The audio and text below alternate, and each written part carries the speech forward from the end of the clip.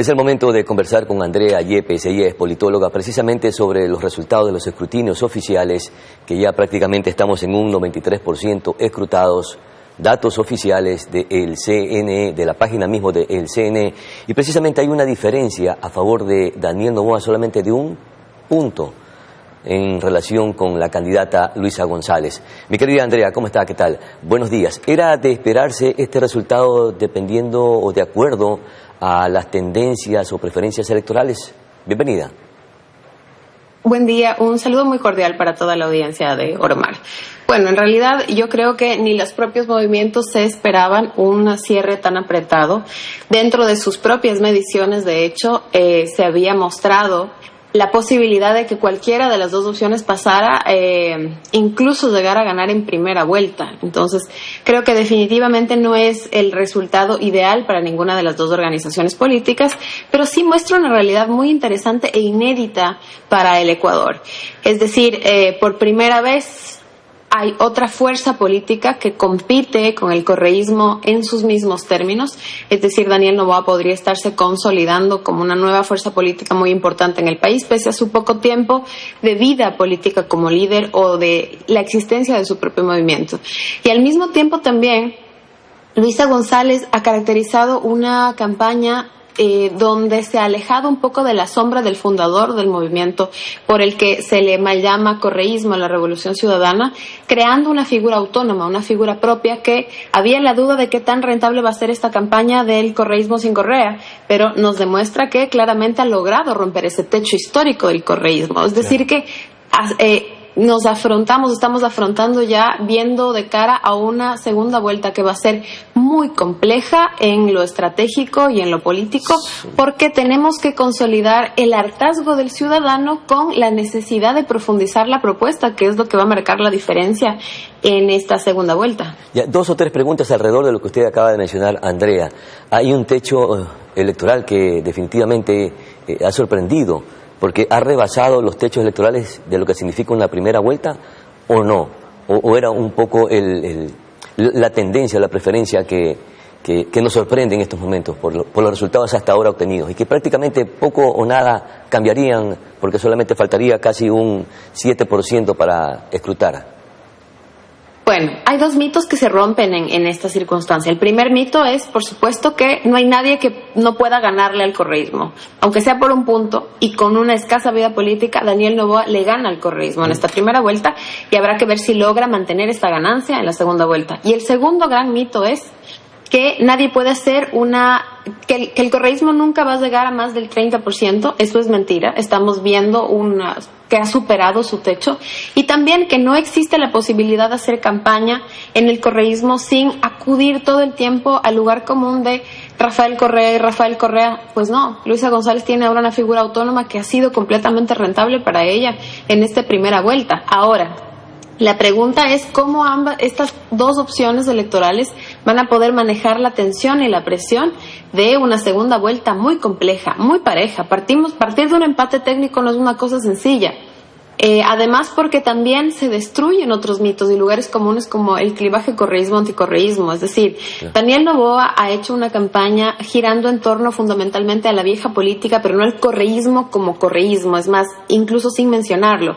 Y los grandes perdedores probablemente de esta campaña son los que acudieron a ese lugar. El anticorreísmo tradicional, es decir, por ejemplo, movimientos que han fundamentado su campaña en el combate al correísmo, terminan con menos del 1% de intención de voto. Es decir, si esa no va a ser la narrativa de segunda vuelta, que es lo que normalmente sucede, correísmo, anticorreísmo, ¿cuál va a ser esta? ¿Oficialismo, antioficialismo? ¿Cuál va a ser la narrativa que vamos a tener en segunda vuelta? Ahora entonces se puede pensar que esta polarización está más marcada que nunca por los mismos resultados.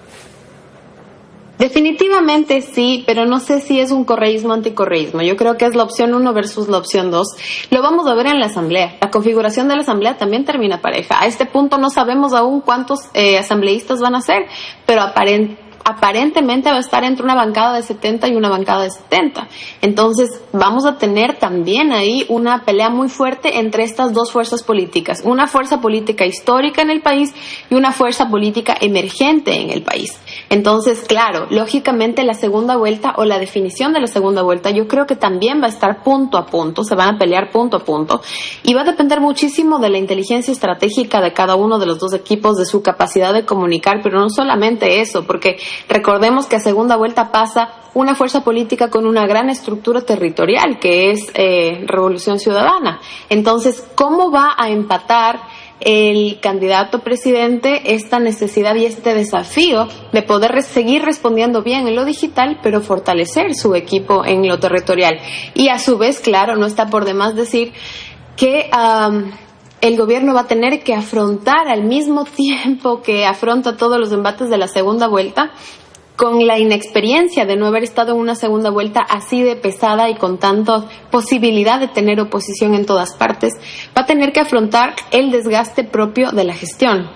Claro, mientras tanto, que claro, también para el correísmo creo que es un desafío el pasar a segunda vuelta, no como la primera y robustecida fuerza política que está acostumbrada a hacer. Como en otros tiempos. En todo caso, vamos a tener una segunda vuelta con datos de una primera vuelta totalmente inéditos. Pero, ¿qué sucederá con las votaciones de las otras tendencias políticas? Por ejemplo, Isa está en tercer puesto con algo más de 5 puntos, lo mismo Andrea González tiene algo más de 3 puntos.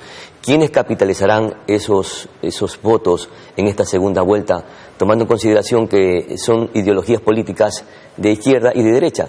¿Se endosarán estos votos de acuerdo a las tendencias o no? Va a depender un poco de lo que suceda en los próximos días. El liderazgo, por ejemplo, de Leonidas Issa es un liderazgo difícil de endosar porque su característica fundamental es una agenda pro derechos de pueblos y nacionalidades que va a ser difícil de capitalizar para cualquiera de los dos lados que no pertenecen a ninguna nacionalidad indígena ni a ningún pueblo. Y por otro lado también es un voto muy comunitario, es decir, hacemos solidaridad de cuerpo y votamos por el candidato, en este caso Leonidas Issa, pero no necesariamente es que estemos nosotros circunscritos a quien nos diga Leonidas Issa que podemos o no podemos endosar nuestra votación. Entonces, ya ha existido, de hecho, en el pasado, situaciones en las que el movimiento indígena se ha fraccionado una segunda vuelta y ha decidido por quién apoya de forma autónoma. Al mismo tiempo, con Andrea González es difícil predecir a dónde va a ir esta votación porque el endoso es un fenómeno complejo que requiere tener un liderazgo muy fuerte y consolidado con las personas que me siguen para yo solicitarles que endosen su votación. Y esto es complejo en una lideresa que es emergente, que tiene muy poco tiempo de vida política y que probablemente no tiene la fuerza suficiente para poder dirigir al electorado que dio su confianza en ella para que la pueda dar por alguien más que no sea ella. Y estas elecciones presidenciales, ¿cree que se van a definir de manera regional? Porque si revisamos las votaciones en esta primera vuelta, la costa le ha dado el respaldo a Luisa González y la sierra a Daniel Noboa. ¿Se mantendrán estas posturas regionales en la segunda vuelta? Es muy probable que sí, y ha pasado muchas veces. Recordemos también cómo en la primera vuelta de la campaña en la que Guillermo Lasso resulta electo presidente, también el correísmo termina con una muy alta votación en la costa, después de una excelente campaña de Carlos Rabascal, sobre todo en esas zonas. Entonces, creo que va a estar marcado por el regionalismo, pero no es el único factor que va a determinar esta segunda vuelta. Las formas de comunicar, el electorado joven también, que se desmitifica de alguna manera la posibilidad de que ellos crean en vendedores de humo. Vemos que el resto de candidatos no llegan ni al 1% de intención de voto, lo cual también es un llamado de atención como país a lo degradado que está nuestro sistema de partidos y de hecho la democracia en el Ecuador. Pero creo que no va a ser el único tema a considerar qué tan regionalista va a ser el voto. Perfecto. En esta segunda vuelta definitivamente va a ser impredecible el resultado final. Se decía, por ejemplo, en esta primera vuelta que había la posibilidad de que Daniel Noboa ganara en una sola vuelta. ¿Qué pasó con las proyecciones de las encuestadoras que no atinaron? ¿Cuál es su lectura? Creo que ambos movimientos políticos le apostaron por el discurso de la primera vuelta. ¿Por qué? Primero, era un anhelo honesto del 85% de ecuatorianos, según varias encuestas, más o menos en un promedio bordea ese porcentaje, que estamos francamente hartos de pasar de proceso electoral en proceso electoral y lo único que esperamos es que el Ecuador tenga estabilidad lo más pronto posible.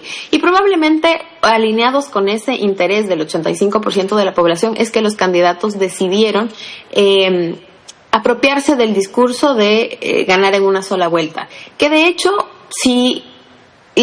Probablemente eso hizo que gran parte del electorado indeciso pudiera optar por una de estas dos opciones y lograran alcanzar el porcentaje de votación que estamos viendo con el que cierra la primera vuelta. Ahora, claramente la campaña que más se apropió de este mensaje fue la campaña del presidente, de Daniel Noboa, la campaña de ADN, y claro, esto implica ahorita una estrategia no de crisis, pero sí inmediata, que tiene que suceder en las próximas horas o próximos días para explicarle, sobre todo a su electorado duro, por qué esto no sucedió y qué acciones se tomarán hacia adelante. Entonces, una vez más, es un desafío para un movimiento que está emergiendo y que normalmente no tiene ya un manual establecido de qué hacer en tal o cual circunstancia. No es el caso de el correísmo y Revolución Ciudadana, por ejemplo, que sí tiene un manual no escrito de qué hacer en cada circunstancia, porque bueno, llevan 20 años en este negocio con muy buenos resultados. Analicemos ahora el fenómeno de la provincia de Manabí. Ya cuando estamos en el 90% de las actas escrutadas, el resultado, por ejemplo, es que Luisa González está con 62.94% y Daniel Noboa tiene el 30.2%. No le sirvió de nada a Daniel Noboa visitar permanentemente la provincia de Manabí ni tampoco instalar el bloque de seguridad. Fueron intentos estériles. ¿La provincia de Manabí sigue siendo un bastión correísta, Andrea? Y muy probablemente lo seguirá haciendo por algún tiempo, porque no se trata de ir casualmente 1, 2, 3, 5, 10 veces a Manabí. Manabí fue uno de los territorios mejor trabajados por el correísmo durante casi 2 décadas de gestión, y no ha sido un territorio abandonado después de que el correísmo perdió el poder. Es decir, durante estos últimos 10 años de aislamiento y exilio total, sobre todo de las figuras correístas, de los espacios tradicionales de poder, no ha existido una pausa en el trabajo territorial, y no solamente de Manabí, sino de sus bastiones más fuertes, por ejemplo, también Imbabura y otras partes del país. Quiero decir, hay que reconocer lo que está bien cuando está bien, así como reconocemos la capacidad que ha tenido Daniel Noboa de consolidarse como un líder en tan poco tiempo y de lograr incluso pasar a segunda vuelta por encima del correísmo, aunque sea con un margen muy pequeño. También hay que reconocer la fuerza territorial que tiene Revolución Ciudadana, y que esto responde a un trabajo que se ha hecho durante varios años, incluso bajo circunstancias muy adversas para el movimiento, y eso la gente lo ha sabido reconocer. Ya. Y estos resultados en esta primera vuelta, como por ejemplo en Manabí, en Guayas, que tuvo una ventaja de 4 puntos Luisa, en Pichincha tenía una ventaja Noboa de alrededor de 9 o 10 puntos, ¿se mantendrían en esta segunda vuelta o pudieran haber cambios pequeños o ligeros? Estos resultados de primera vuelta nos demuestran que en el Ecuador nada está dicho y todo se juega hasta el último minuto. Ecuador es un país muy volátil y muy impredecible, y todo puede variar. Definitivamente todo puede variar. Me inclinaría a pensar que los bastiones del correísmo van a seguir respondiéndole al correísmo, porque Revolución Ciudadana tiene una fuerza ahí que no ha sido construida en la coyuntura de la campaña. Tiene una fuerza que se ha construido en décadas y se ha puesto a prueba en décadas también. Pero al mismo tiempo, creo que no es menor el talento que tiene ADN de capitalizar sobre todo estos liderazgos que han sido olvidados por otras fuerzas políticas y de los que se ha fortalecido en este proceso electoral. Lograr ese más del 40% de votación no es una cosa que solo sucede porque uno tiene muy buen impacto en redes sociales. También sucede porque hay una estrategia territorial que no llega a ser tan voluminosa y robusta como la de Revolución Ciudadana, pero tiene su fuerza. Y esta fuerza no necesariamente es propia, sino también puede ser endosada por liderazgos locales que habían sido olvidados por otros. Andrea, del 100% del electorado, el 84% votó, el otro 16% no. ¿Cómo mira el ausentismo? Es una cifra regular que tenemos nosotros de ausentismo en el Ecuador, que bordea entre el 15 al 24% cuando fue más alta. Sin embargo, creo que esto responde muchísimo a que año tras año tras año los ciudadanos no encuentran una razón para ir a votar, porque la democracia implica, claro, que todos podamos participar en política, pero también que nuestro voto de alguna forma nos haga pensar que tiene la capacidad de transformar nuestra vida y darnos mayor bienestar. Y creo que en eso la clase política le ha fallado al país en varias ocasiones, y no solamente que esto demuestre el ausentismo, sino que también demostraría la gran derrota de los movimientos políticos tradicionales en su mayoría, que en algunos casos no alcanzan ni el 1% de intención de voto. Y la dispersión del voto no incidió absolutamente en nada, porque estuvo bien marcada la polarización en las elecciones o en las votaciones. Definitivamente ese es el escenario. Así es. Mi querida Andrea, muchísimas gracias por conversar con Noticias Oromar, muy amable, muy gentil. Vamos nosotros a nuestra siguiente pausa publicitaria, enseguida retornamos.